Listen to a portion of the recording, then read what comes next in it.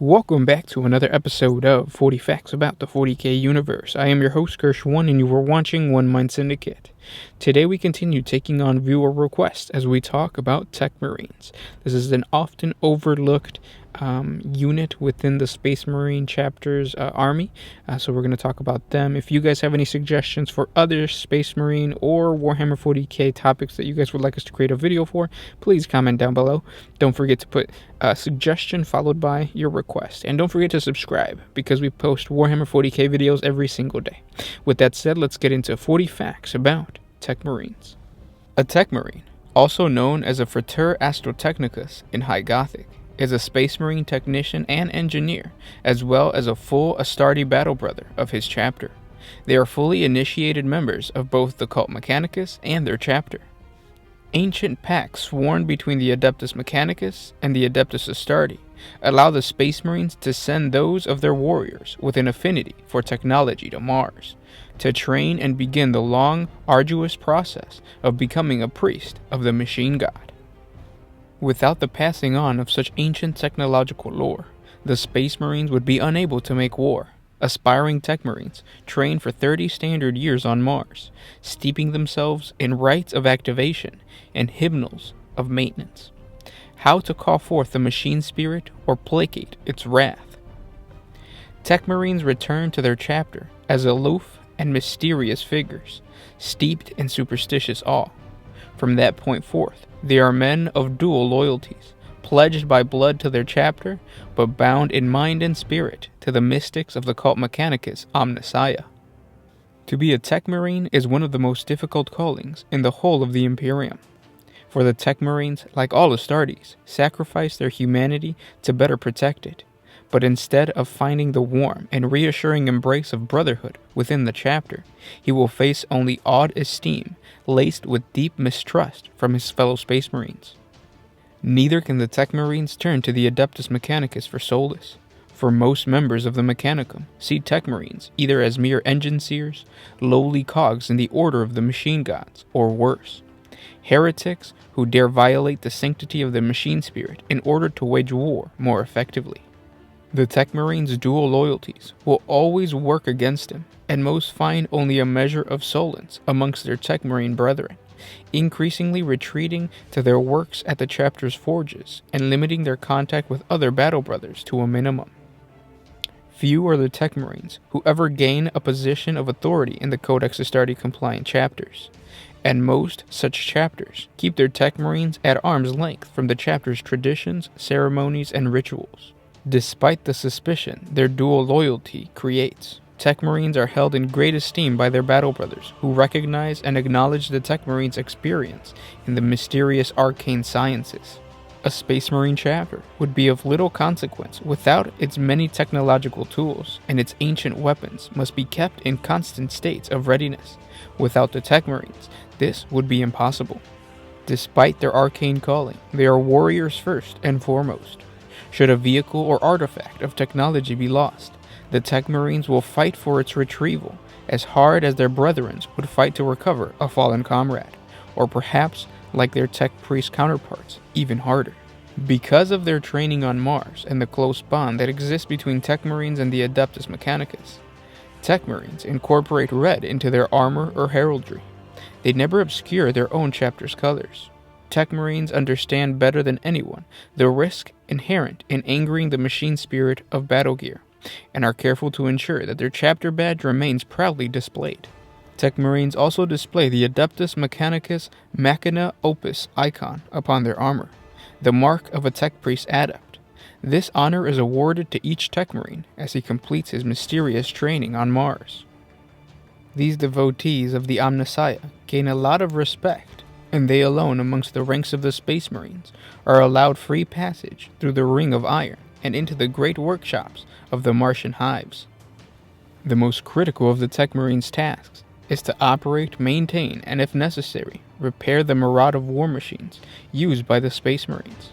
Every item of technology, from a simple round of ammunition to a battle barge, is revered as an instrument of the Emperor's divine will, and the Techmarines know that to neglect such equipment is akin to the neglect of duty and blasphemy.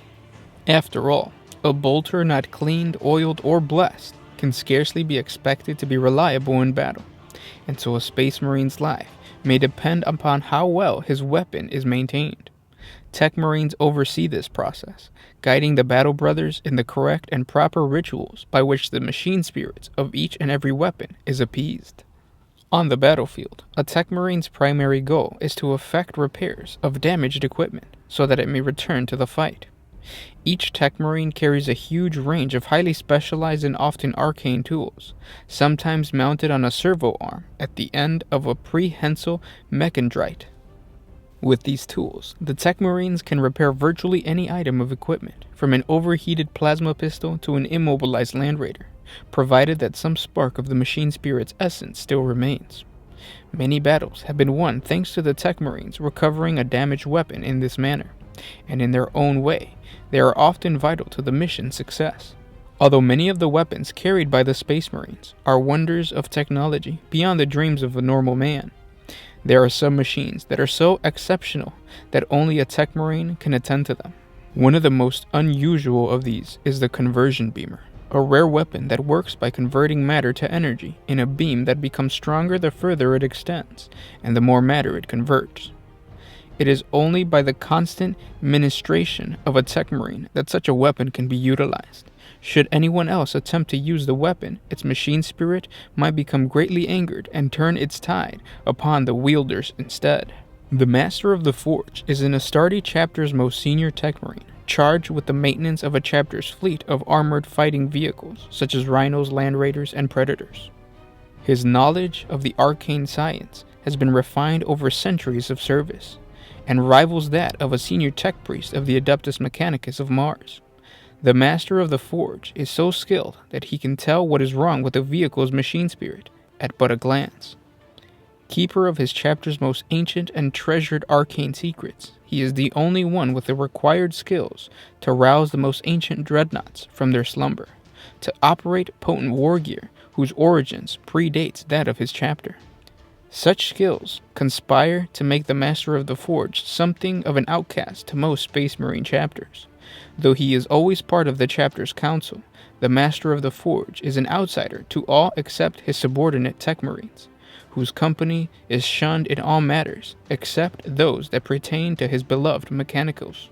In addition to his Mechanicum brethren, a Master of the Forge is often seen as the worst kind of hair tech, loyal to the quest for knowledge in name only. A warrior who does not hesitate to bend and adapt a machine spirit to his needs instead of carefully guiding it as the cult Mechanicus prescribes.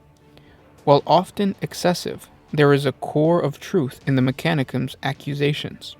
For the Master of the Forge is first and foremost a Space Marine, a warrior of the Emperor tasked with ensuring that the Astartes in his care always have the means to wage war at their disposal. Few Masters of the Forge hesitate to modify or even completely overhaul a weapon or vehicle to better fit their chapter's need, to the dismay and outrage of the more conservative tech priests.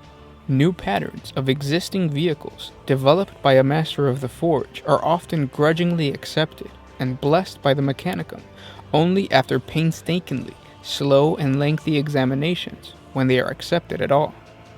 Some Masters of the Forge, tired of waiting for an unrequired approval from a dogmatic non-combatant, have simply spread the specifications of their craft to their fellows of the other chapters, bypassing the Mechanicus entirely, which has only served to stress and agonize the relationship between the Astartes and the Mechanicus further.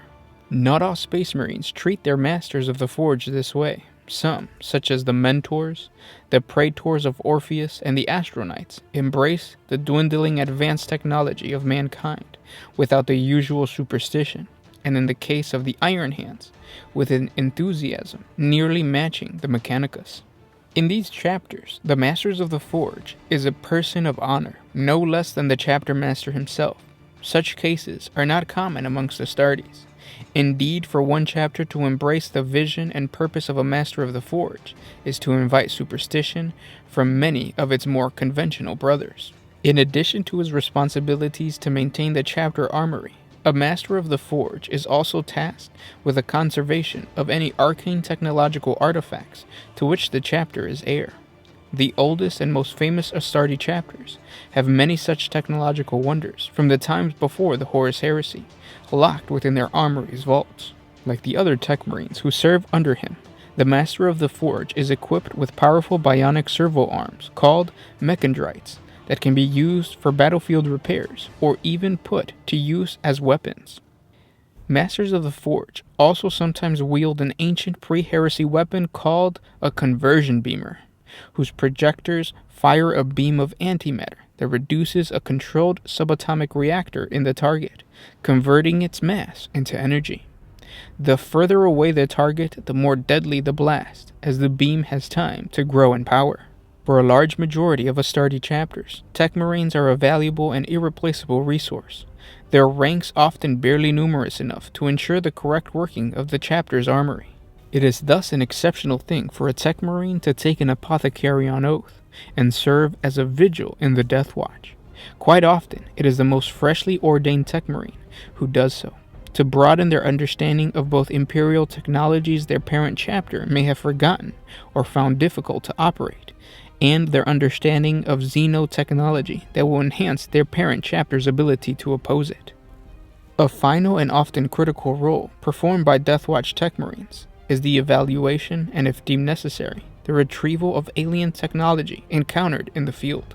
In the first instance, a Techmarine must be able to ascertain whether alien machinery presents an immediate danger to the kill team, and if it does, he must conceive a plan of action to neutralize or circumvent the threat. This is especially true when boarding alien spacecraft, for the team might be faced with a wholly alien environment, in which even the most innocuous-looking items might prove to be a deadly weapon. In the second instance, it is a long-standing doctrine that, if possible, examples of alien technology should be recovered so that they may be studied by the Xeno savants of the Inquisition. Such a task is dangerous in the extreme, but vital to the continual missions of the Deathwatch, and potentially the very survival of mankind. And those were 40 facts about Techmarines. I hope you guys enjoyed this video. There's going to be a part 2 where we go over the different types of tools that a Techmarine uses out on the battlefield and to repair his equipment. And we're also going to do another video on the Iron Father. We talked about the Iron Hands and how they revere the Techmarines. Well, the Iron Hands have an Iron Father, and we're going to talk about that as well as the cult that surrounds the Iron Father. So don't forget to subscribe to the channel, share this on Facebook, Twitter, all your social media with your friends. That way they can get into Warhammer 40K, especially the lore, because the lore is what keeps people playing. And again, guys, thank you so much for coming back every single day and liking, commenting, and sharing. If you want to support us a little bit more, jump on over to Patreon. A simple $1 a month helps us create more videos. If you can't do that, again, just like, comment, and share, and hit the little bell button right next to subscribe. That helps us out. With that said, I'll catch you tomorrow. This was Gersh1 with One Mind Syndicate, signing out.